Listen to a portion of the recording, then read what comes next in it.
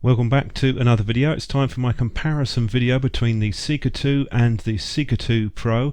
First off, I'll highlight the obvious difference is slightly more power on the Pro and a little bit more range, and this is mirrored in the specs which you'll find on the back of the box of each of these. That's the biggest difference between the two straight off the bat, and that's mirrored with some of the run times, the turbo mode, but they've got the same power output for all of the other modes. Bundle on the Seeker 2 is much more basic. You have the wrist strap and the magnetic charging cable, and that's pretty much it. With the Pro version you get a holster, a longer charging cable and that L dock if you want it. Also take into account you don't get a wrist strap with the Pro for some reason. As far as size goes, very little difference. The Pro version is a little bit larger and slightly heavier in weight. Colour on the Pro version, this is the limited edition desert tan one. I did have one previously which I gave away to someone, so Olight sent both of these in so I can do the comparison, give you an idea of which one might be more useful. As far as the grip goes, you've got that textured silicone on the Pro, whereas it's smooth but matte finish on the non-Pro. And they are using different LEDs. We've got the XPL on the Pro versus an Osram LEDs, they don't say which ones. On the base you can see very small difference is that the charging area, the contact is slightly larger on the Seeker 2. Power levels on the normal version are indicated with the LED under the switch, and that's more of a harder plastic like the older Olights. With the Pro you get the power level and the battery level on the outside rim, the blue rim. It is nice, it is quite practical as well, but I honestly don't have a problem with the normal LED battery indicator on the Seeker 2. Some people like the magnetic charging and others would prefer a normal connector. The only downside I can really see to this method is it's not going to be as fast. You're looking at about 800 to 900 milliamps charging speed, and they could be a fair bit quicker considering the size of the battery.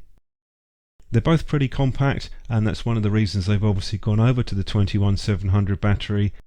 You get that higher capacity with the cell, and it doesn't make it much bigger than an 18650. But there are some drawbacks in the cell that Olight have used, and I've complained about this before. It's the custom battery. You can use other cells in this, normal 21700s, but the custom cell is the only one that can be charged in the torch, and to me that is definitely a downside. I really do wish Olight would move away from these custom batteries. If you're going to use a non-custom cell, you'll just need to put a magnetic spacer on the top so that it will hit the contact point in the base or tail cap.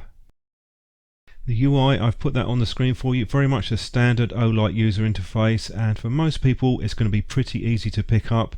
The only downside is you're going to have to do multiple presses to get to things like the turbo or the strobe mode, but for a single button user interface it's about as good as you're likely to get. It's not a tactical torch, so I'm perfectly fine with a single side switch solution. I think the UI, nothing much to complain about with that. As I've still got the jet beam around, I thought I would add that to the beam shots just to give you an idea, different beam patterns you can get from this, perhaps slightly bigger difference than you might have expected. With the Pro we have the higher output, 3200 lumens, and you've got that large hot spot in the middle which is fairly well diffused. You'll also notice it's a bit warmer than the Seeker 2, which has a sort of slight green cast to it, whereas the Pro version has more of a warmer magenta cast. The jet beam is again fairly cool, but you do have a brighter spot in the middle, hence you're going to get a longer range out of that light. I'll run a few more beam shots now and I'll come back at the end with a summary just to give you an idea of what I think of these two lights.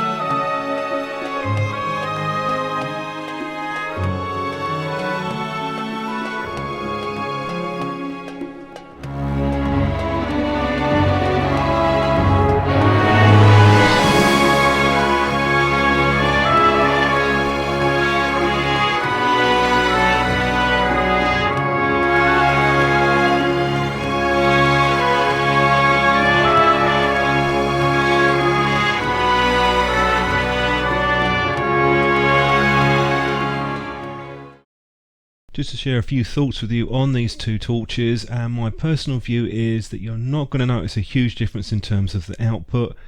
It's perhaps a little bit different from what I was expecting because of the tint, and I do prefer the Seeker 2 Pro. It is a bit warmer, a bit more pleasing on the eye. There are a few points to mention, and the magnetic base isn't strong enough to hold the torch in a horizontal position, which is understandable because it's a fairly heavy battery, but they are just about strong enough to hold them if you have them pointing down. There's also another area of the design that could maybe have been looked at, and they do roll around on a flat surface. The torch quite easily rolls around. If you have the clip attached, then it won't, but the clip is an add-on. You don't get this in the box. I think Olight UK, on the screen showing you now, they had an offer where you would get the clip. I just prefer them to include that in the box bundled with it. Not a huge difference in terms of the beam output. I would have perhaps gone with something a little bit different with the Pro, maybe give it a tighter beam pattern, give it a bit more range. They are both nice lights, it has to be said. I think overall the Seeker 2 is going to be a better buy for most people if you don't need that L-dock and extra accessories that you get with it. But do look around, sometimes these are on sale. They're both nice lights, perhaps would have changed a few areas of the design and the included bundle to just make them that bit more interesting.